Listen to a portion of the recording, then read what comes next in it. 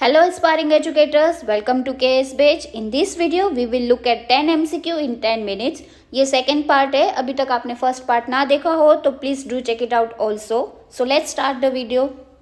First question है हमारा, the Veda Samaj was inspired by. Option A Ramakrishna Mission, option B Prarthana Samaj, option C सनातन धर्म सभा, option D Brahmo समाज.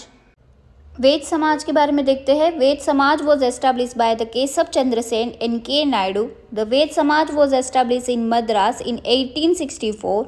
The Veda Samaj was inspired by the Brahmo Samaj. दोनों समाज विडो री मैरिज एंड वुमेन्स एजुकेशन पे काम करते थे और दोनों समाज की आइडियोलॉजी एंड मोटिव भी सेम थे और उनके members believed in the one God. हमारा आंसर हो जाएगा ब्राह्मो समाज, option D. On which day is do the equinox happen in India? Option है 21st March and 22nd December, 21st June and 23rd September, 21st June and 22nd December, 21st March and 23rd September. Generally, we think days are longer in summer and shorter in the winter, but on equinox is a point of a year when the daytime and the night time are equal in length, which is the 12 hours each. यहाँ पे रात और दिन दोनों 12-12 घंटे की होती है. तो जब ऐसा होता है उसको इक्विनॉक्स कहते हैं. ये साल में 2 बार होता है, on 21st March and 23rd September. So correct answer is 21st March and 23rd September. Remember also these are the days when the sun is exactly above the equator and the sun की जो direct रे होती है वो equator पे आती है. इसके रिलेटेड भी क्वेश्चन पूछते हैं. On equinox direct rays of the sun fall on. 2013 में ये क्वेश्चन पूछा गया है. कैसे एक दूसरे के रिलीवेंट क्वेश्चन पूछते हैं तो हमें कॉन्सेप्ट क्लियर कर देना है, तो फिर क्वेश्चन कैसे भी घुमा के पूछे हम सॉल्व कर सके. तो यहाँ पे ऑप्शन गिवन है Tropic of Cancer, equator, Tropic of Capricorn and Arctic Circle. तो वी जस्ट डिस्कस कि इक्विनॉक्स के दिन direct ray of sun fall on the equator. So answer B is correct, equator. Next question is shelter belt is a method of option A water cons, option B soil formation, option C soil conservation, option D plantation. Shelter belt, planting a row of trees to prevent the soil erosion. Farmers generally field के आसपास fence lines पे trees उगाते हैं. Why they do because top soil जो होती है उसमें ज़्यादा मात्रा में न्यूट्रिएंट्स रहते हैं और wind erosion lead loss of the fertile soil. इसे रोकने के लिए शेल्टर बेल्ट किया जाता है. Planting a row of trees on the one side of an area prevents the wind from eroding the soil. They are also called the shelter belt. Shelter belt effective method है soil conservation की, जिससे wind speed कम हो जाती है and the loss of topsoil भी कम होता है. Answer C will be correct, soil conservation. Next question. Mushroom rock are found in option A river valley, option B glaciers, option C flood plain, option D desert. सबसे पहले तो देखते हैं mushroom rocks क्या होते हैं. Mushroom rock is like a big rock balance on a smaller one, जो एक खंबे पे बड़ा सा पत्थर होता है, kind of like mushroom. Mushroom rock erosion of wind की वजह से फॉर्म होते हैं और मशरूम रॉक को पेडेस्टल रॉक, टेबल रॉक भी कहा जाता है. मशरूम रॉक होते हैं वो ज़्यादातर डेजर्ट एरिया में देखने को मिलते हैं. डेजर्ट में जो विंड रहती है वो अकेली नहीं होती है, उसके साथ में विंड पार्टिकल्स होते हैं. जो नीचे रॉक होती है वो सॉफ्ट रॉक होती है और जो नीचे हवाएं बहती है उसमें ज़्यादा मात्रा में शार्प पार्टिकल्स, सैंड पार्टिकल्स रहते हैं, जिसकी वजह से ये सॉफ्ट रॉक जो नीचे होता है उसमें एब्रेशन ज़्यादा क्रिएट होता है और जो ऊपर वाला रॉक है उसमें एब्रेशन कम क्रिएट होगा, जिसकी वजह से ये एक मशरूम जैसा शेप क्रिएट कर देता है. Mushroom rocks are found in. Answer हमारा हो जाएगा desert, option D is correct. Next question, which of the following planets in our solar system have the rings around them? Option A Jupiter, Saturn, Uranus, option B Saturn, Uranus, Mars, option C Mars, Jupiter, Neptune, option D Mars, Jupiter, Saturn. Jupiter, Saturn, Uranus and Neptune, ये 4 जो planet है उसके आसपास rings होती है. Option A हो जाएगा हमारा सही, जुपिटर, सैटर्न एंड यूरेनस, क्योंकि मार्स तो होगा नहीं, उसके आसपास रिंग्स नहीं होती है, तो ये तीनों ऑप्शन कैंसिल हो जाएंगे.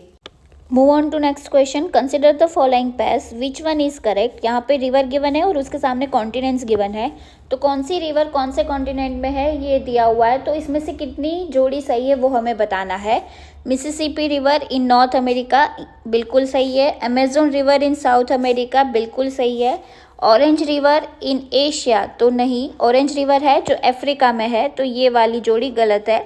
डार्लिंग इन ऑस्ट्रेलिया तो ये भी सही है. तो यहाँ पे आप देख सकते हो कि 3 पैर सही है, which is the Mississippi in North America, Amazon in South America and Darling in Australia. Orange river in Asia वो गलत है. तो हमारा आंसर हो जाएगा only 3. C option is correct. अगला क्वेश्चन बहुत आसान है. The council of state in India is known as. State council को दूसरे कौन से नाम से जाना जाता है. पार्लियामेंट, लोकसभा, राज्यसभा या विधानसभा. तो स्टेट यानी राज्य हो गया, तो बिना सोचे हमारा आंसर सी पे लगा दो, क्योंकि काउंसिल ऑफ स्टेट राज्यसभा के नाम से भी जाना जाता है. ये कितना आसान क्वेश्चन था, सबने इसका आंसर तुरंत दे दिया होगा. तो इस टाइप के क्वेश्चन भी सीटेट में पूछे जाते हैं. तो थोड़ी सी हम कंसिस्टेंसी रखेंगे पढ़ने में और प्रैक्टिस करेंगे तो सीटेट एक ही बार में क्लियर हो जाएगा और दूसरी बार उठाना भी नहीं पड़ेगा. और जो डिफ़िकल्ट क्वेश्चन पूछते हैं तो उसके लिए चैनल में मैंने प्रैक्टिस करवाती रहूँगी, तो आप बस चैनल के साथ जुड़े रहो.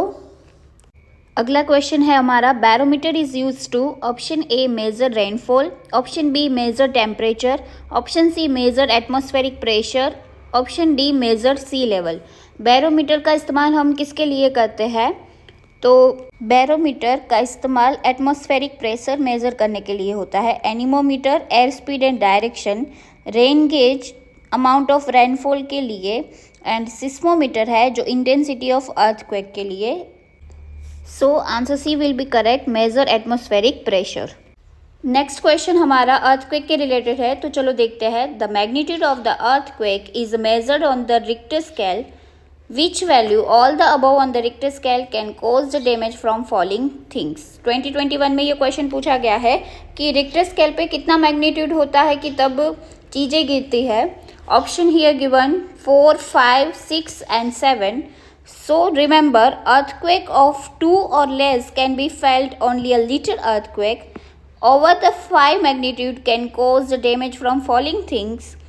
6 or higher magnitude is considered as a very strong earthquake and 7 is classified as a major earthquake जहाँ पे बहुत मात्रा में जान हानि होती है. आंसर हमारा हो जाएगा इस क्वेश्चन का option B 5. Move on to next question. Last question. Federalism refers to. Option A unified administration in the country, option B all the administrative power should be in the hands of the central government, option C a country has a more than one level of government, option D one level of government in the country. सबसे पहले देखते हैं कि federalism होता क्या है. Federalism is a system of government in which power is divided between the central authority and the various division of the country. मतलब government का एक ऐसा सिस्टम कि जहाँ पे गवर्नमेंट की पावर को लेवल्स में बांटा जाता है. Generally a federation has a 2 levels of government which is central and state government. But India की डेमोक्रेसी बड़ी होने की वजह से यहाँ पे और एक लेवल भी देखने को मिलता है विच इज़ लोकल गवर्नमेंट.